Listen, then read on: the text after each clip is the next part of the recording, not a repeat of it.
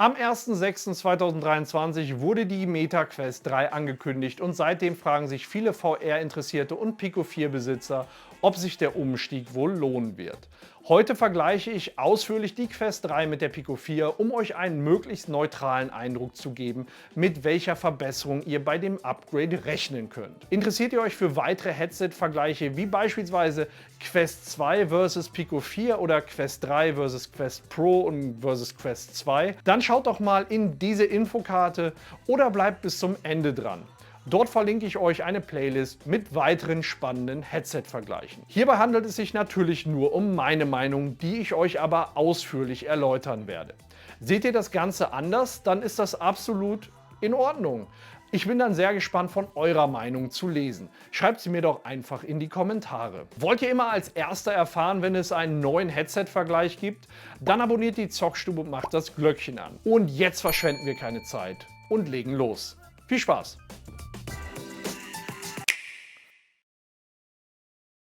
Kommen wir wie gewohnt als erstes zum Chipset. Die Quest 3 hat ein Qualcomm Snapdragon XR2 Gen 2 verbaut, während die Pico 4 ein Qualcomm Snapdragon XR2 der ersten Generation verbaut hat. Die im Snapdragon XR2 Gen 2 verbaute GPU heißt Adreno 740 und ist grundsätzlich in der Lage, bei Standardtaktung die doppelte GPU-Power der Pico 4 zu leisten, in der ein Adreno 650 arbeitet. Das kommt gerade bei grafisch aufwendigen Anwendungen wie beispielsweise Virtual Reality zum Tragen. Das ist hier also kein knapper Sieg, sondern ein haushoher Sieg. In der Pico 4 habt ihr einmal einen 2,84 GHz Prozessor, drei 2,42 GHz Prozessoren und vier 1,8 GHz Prozessoren. Bei der Quest 3 haben wir auch bei der CPU einen anständigen Zuwachs. Hier habt ihr einen Kern mit 3,19 GHz, vier Kerne mit 2,8 GHz und drei Kerne mit 2,0 GHz. Also hier ein deutlicher Punkt für die Quest 3. Wenn diese GPU durch Games ausgereizt wird, können wir uns auf richtig schicke Standalone VR-Games freuen. Kommen wir jetzt zur Auflösung. Diese bezieht sich auf die Qualität der Bilder, die das Headset anzeigen kann. Eine höhere Auflösung sorgt dabei für schärfere Bilder. Die Quest 3 hat eine Auflösung von 2064 x 2208 Pixeln, was je Auge 4,56 Millionen Pixel oder insgesamt 9,11 Millionen Pixeln entspricht. Die Pico 4 löst mit 2160 x 2160 Pixeln auf, somit insgesamt 4,67 Millionen Pixel je Auge oder insgesamt 9,33 Millionen Pixel. Also hier, was die Auflösung angeht, ein knapper Sieg für die Pico 4. Beim Display verwenden beide LCD-Displays. LCD ist definitiv nicht die beste Display-Technologie, wenn es um Virtual Reality geht. Hier wäre Mini-LED mit Local Dimming oder OLED auf jeden Fall besser für bessere Kontraste oder Schwarzwerte, aber diese findet ihr in der Regel nur in deutlich teureren Headsets, wie beispielsweise der Quest Pro. Wenn ihr euch übrigens für einen Vergleich zwischen der Quest 3, der Quest 2 und der Quest Pro interessiert, dann schaut euch doch mal mein entsprechendes Vergleichsvideo dazu an. Den Link findet ihr in der Infokarte oder ganz am Ende in der Endcard. Weiter geht es zur Bildwiederholrate, die ebenfalls sehr entscheidend ist für das VR-Erlebnis. Quest 3 hat 120 Hz, die Pico 4 90 Hz. Damit geht der Punkt an die Quest 3, weil sie nominell mehr leisten kann, auch wenn die 90 Hz der Pico 4 völlig ausreichend sind für die meisten VR-Anwendungen. Ein weiterer wichtiger Punkt bei der Optik eines Headsets ist der Augenabstand. Die Quest 3 deckt voraussichtlich wie die Quest Pro einen Augenabstand von 55 mm bis 75 mm stufenlos ab. Hier sind wir aber wieder im Gerüchteküche-Bereich. Die Pico 4 deckt einen Augenabstand von 62 bis 72 mm ab. Auch dieser Punkt ist aber noch sehr spekulativ und daher nehme ich ihn vorerst aus der Wertung. Ein weiteres wichtiges Kriterium zur Wahrnehmung der Virtual Reality sind die verbauten Linsen. Pancake-Linsen verwenden eine Kombination von Spiegeln und Linsen, um das Licht mehrmals hin und her zu lenken, bevor es das Auge erreicht. Das ermöglicht einen besonders kurzen Abstand zwischen dem Auge und den Displays, wodurch der schlanke Formfaktor von beiden Headsets möglich ist. Aber sind Pancake-Linsen gleich Pancake-Linsen? Ja, mir gefallen die Pancake-Linsen der Quest Pro besser. Ist aber auch nur so ein kleines bisschen, weil sie doch noch etwas weniger Spiegeleffekte wie Glare haben. Und dadurch wird das Bild noch ein Tick klarer. Die Pancake-Linsen der Pico 4 sind auch toll und eine klare Verbesserung gegenüber den sonst üblichen Fresnel-Linsen. Aber wie gesagt, da ist noch so ein Stück Luft nach oben und da hat die Quest Pro leicht die Nase vorne. Okay, also gibt es wohl Ansatzpunkte, dass die Linsen der Meta Quest Headsets einen Vorteil gegenüber den Pico 4 Pancake Linsen haben könnten. Aber hier gibt es keine ersichtlichen objektiven Anhaltspunkte, um einem Headset den Punkt hier eindeutig zuzurechnen. Daher für die Pico 4 ein wirklich gut gemeintes Unentschieden. Weiter geht es mit dem Sichtfeld. Grundsätzlich ist der Augenabstand, der Abstand der Augen zu den Linsen, beispielsweise durch ein Facecover oder durch einen Brillenabstandshalter, entscheidend und kann das FOV positiv sowie negativ beeinflussen. Wenn wir wieder unseren klassischen Einheitskopf mit einem Einheits-Facecover voraussetzen, landen wir bei folgenden Werten. Die Quest 3 soll ein Field of View von ungefähr 100 Grad haben. Die Pico 4 hat horizontal einen Field of View von 104 Grad und vertikal von 103 Grad. Was im Prinzip ungefähr 100 Grad entspricht. Da wir leider noch nichts Genaueres zum FOV der Quest 3 wissen, würde ich diesen Punkt bis dahin aus der Wertung nehmen, bis wir mehr wissen, damit es hier nicht zu einer ungerechten Bewertung aufgrund einer Vermutung kommt. Keine Punkte für beide Headsets in dieser Kategorie. Weiter geht es mit den Kameras und den Punkten Mixed Reality. Die Quest 3 hat 4 Schwarz-Weiß-Kameras, 2 Farbkameras sowie einen Tiefensensor verbaut. Der Mixed Reality Modus ist damit farbig, dreidimensional und in hoher Auflösung. Die Pico 4 hat 4 Schwarz-Weiß-Kameras, eine Farbkamera und der Mixed Reality Modus ist dabei auch farbig. Im Gegensatz zur Pico 4 wurde die Quest 3 direkt als Mixed Reality Headset entwickelt. Meta kündigte an, dass der Pass-Through von der Quest 3 nicht nur farbig, sondern auch die 10-fache Auflösung des Pass-Throughs der Quest 2 haben soll. Andrew Bosworth hat in einem Interview zwar den hervorragenden Pass-Through der Quest Pro hervorgehoben, musste aber zugeben, dass die Quest 3 in diesem Punkt deutlich besser performt. Der Pass-Through der Pico 4 ist zwar farbig, aber auch von der Auflösung deutlich geringer als von der Quest 3. Was meiner Meinung nach nicht so toll ist bei dem Pass-Through der Pico 4 ist der Warp-Effekt. Es fühlt sich an, als würde man die Welt durch eine Art leichtes Bullauge sehen und dadurch ist alles so ein bisschen verzerrt. Hier gibt es also einen glasklaren Punkt für die Quest 3. Für die Quest 3 soll es auch viele Augmented bzw. Mixed Reality Apps und Games geben. Interessiert ihr euch für die Möglichkeiten der Quest 3 im Bereich der Mixed Reality? Dann schreibt doch einfach mal eine 1 in die Kommentare. Kommen genug Einsen zusammen, werde ich hierzu demnächst auch mal ein Video machen. Ein Punkt, den wir relativ schnell abhaken können, ist das Face- und das Eye-Tracking. Das unterstützen beide Headsets nicht, sondern nur das Hand-Tracking. Das funktioniert bei Meta für meinen Geschmack besser als bei der Pico 4 und soll sich zur Quest 3 nochmals deutlich verbessern. Aber ich kann nur den aktuellen Stand beurteilen. So richtig zufrieden bin ich mit dem Handtracking von beiden Headsets nicht. Ein ganz nettes Gimmick. Wenn eine deutliche Verbesserung zur Quest 3 da ist, dann könnte ich diesen Punkt der Quest 3 geben. Aber das möchte ich einfach nicht auf Grundlage der Spekulation. Und deswegen geht für das Face- und das Eye-Tracking kein Punkt an beide Headsets.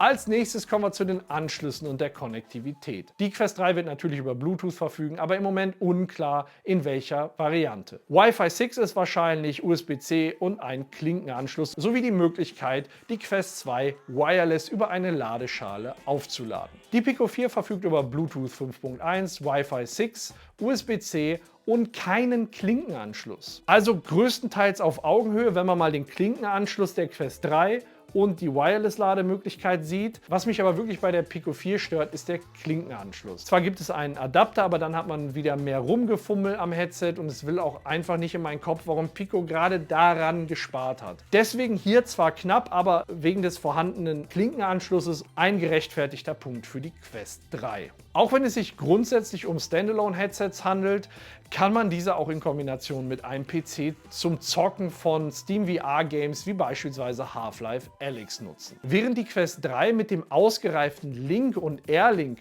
problemlos eine systemintegrierte, kabelgebundene oder Wireless-Möglichkeit bietet, PC-VR zu spielen, ist Pico noch längst nicht so weit. Die mitgelieferten Varianten sind einfach nicht optimal und ihr werdet kein gutes Wireless- oder kabelgebundenes PC-VR-Erlebnis haben. Ist die Pico 4 deswegen ein schlechtes PC-VR-Headset? Aus meiner Sicht nicht. Denn es gibt ein Tool, das sich Virtual Desktop nennt und zusätzlich 20 € kostet. Damit könnt ihr dann die Pico 4 problemlos in Kombination mit einem PC nutzen. Ohne dieses Tool und die zusätzlichen 20 € geht es eben nicht mit der Pico 4, wohingegen es bei der Quest 3 systemintegriert ist. Deswegen Punkt an die Quest 3. Ein weiterer wichtiger Punkt ist der Komfort eines Headsets. Dieser hängt zum einen vom reinen Gewicht ab, aber auch davon, wie das Gewicht auf eurem Kopf verteilt ist. Steht das Headset weit vom Kopf ab, weil es ein großes Gehäuse hat und ein großes Gewicht womöglich, und hat es zusätzlich auf der Rückseite kein Gegengewicht, spricht man von einer hohen Frontlastigkeit, die nach einer gewissen Spielzeit als unangenehm wahrgenommen werden kann. Zusätzlich weise ich auch an der Stelle immer darauf hin, dass es gerade beim Komfort natürlich subjektive Empfindungen gibt, die voneinander abweichen können und die ich hier leider nicht alle in diesem Video einfangen kann. Schauen wir uns deswegen erstmal die reinen Gewichte der Headsets an und ich gebe euch anschließend meine Einschätzung. In einem Interview von Andrew Bosworth kündigte er an, dass die Quest 3 in etwa ein Gewicht haben wird der Quest 2. Die Quest 2 wiegt 503 Gramm mit Headstrap, davon gehen wir jetzt an der Stelle bei der Quest 3 auch aus. Die Pico 4 kommt mit 586 Gramm mit Headstrap daher. Also rein nach dem Gewicht führt die Quest 3. Aber ist sie deshalb komfortabler als die Pico 4? Nicht unbedingt. Sehr gut ausbalanciert, wie man sieht, also wirklich perfekt ausbalanciert. Das Face Gasket passt nicht jedem. Also mir passt es überhaupt nicht. Es drückt der Kunststoff gegen meine Stirn, tut höllisch weh. Spätestens nach einer halben Stunde muss ich das Ding absetzen, weil es einfach nur weh tut. Und das Gasket von AMVR hilft da leider Gottes auch nicht. Es setzt am falschen Ende bei mir an. Ich kann die Pico 4 bisher nicht so modden, wie ich sie gerne hätte. Die passt dir, dann ist sie klasse, oder sie passt dir nicht, dann ist doof.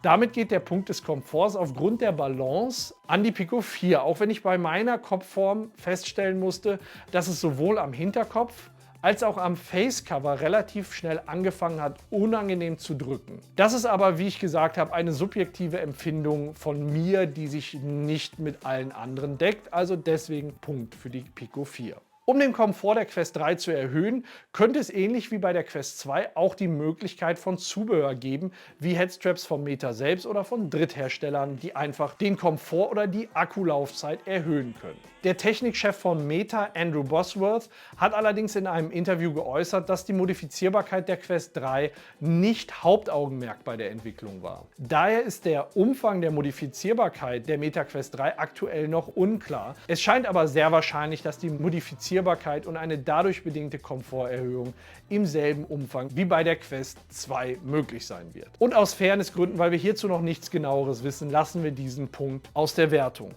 Kommen wir als nächstes zu den Controllern. Die Quest 3 wird mit Touch Plus Controllern ohne Tracking-Ring, aber trotzdem mit Infrarot-Tracking ausgeliefert.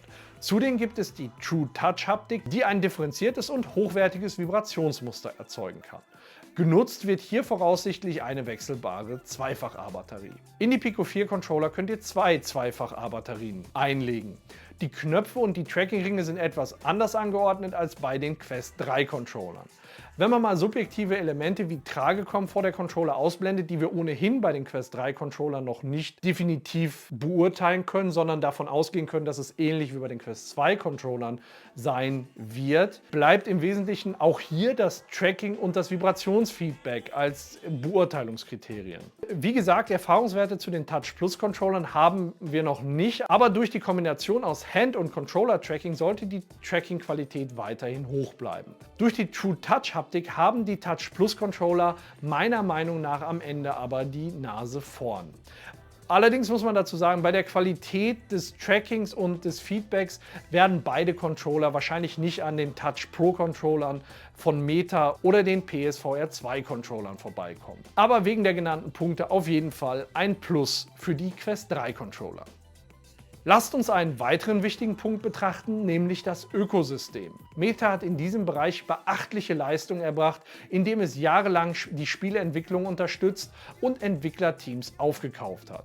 Aktuell bietet der Quest Store mehr als 500 Spiele, einschließlich vieler Exklusivtitel, die wir wahrscheinlich nie auf der Pico 4 erleben werden, wie beispielsweise Beat Saber. Und alarmierend ist, zum Zeitpunkt dieses Videos scheint Pico nicht in der Lage, Updates und DLCs zu Games zuverlässig bereitzustellen. Zum Beispiel bietet Walkabout Minigolf auf der Pico 4 nur die 8 Standardkurse und nicht die etlichen tollen DLCs. Und das liegt nicht an den Spieleentwicklern. Sie haben die DLCs bereits vor längerer Zeit eingereicht. Nur diese wurden von Pico im Store nicht veröffentlicht. Ich hoffe gemeinsam mit allen Pico-Nutzern auf Besserung. Und so geht dieser Punkt glasklar wie kein zweiter an die Quest 3. Dann kommen wir jetzt zum Preisvergleich. Die Preise sind dabei abhängig von der gewählten Speicherausstattung. Darüber hinaus sind alle weiteren technischen Spezifikationen dieselben bei allen Modellen. Die MetaQuest 3 ist zwar noch nicht auf dem Markt, wird in der 128 GB Variante allerdings 569 € kosten. Die Pico 4 mit 256 GB kostet 460 €, die Pico 4 mit 128 GB 389 €. Die Quest 3 liefert schon beeindruckende Specs und liegt natürlich vor der Pico 4. Aber wie groß ist wohl der Abstand? Wir schauen uns das jetzt mal in Ruhe an, während die Wertungen nochmal durch das Bild laufen und wir dann beurteilen können, welches Headset in wie vielen Disziplinen gewonnen hat. Aus meiner Sicht ist die große Stärke der Pico 4 die Auflösung. Mit 2160 x 2160 setzte sie bereits Maßstäbe in der vergangenen Generation von VR-Konsolen und landet auch bei der aktuellen VR-Konsolen-Generation, die durch die PSVR 2 und die Quest 3 eingeläutet wurde, einen soliden Wert. Jedoch ist der Unterschied nicht mehr so gravierend wie in der vorigen VR-Konsolen-Generation und wird im Vergleich zur Quest 3 kaum spürbar sein.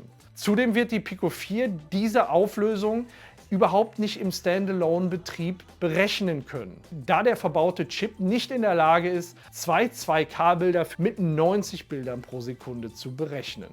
Deswegen wird immer in einer geringeren Auflösung berechnet und das Ganze wird hochgescaled, was dann natürlich nicht so toll aussieht und auch nicht der Qualität des Displays gerecht wird. Das wird bei der Quest 3 vermutlich ganz ähnlich laufen, allerdings in einem viel geringeren Umfang. Denn durch die doppelte GPU-Power wird ein qualitativ viel besseres Bild gerendert werden können.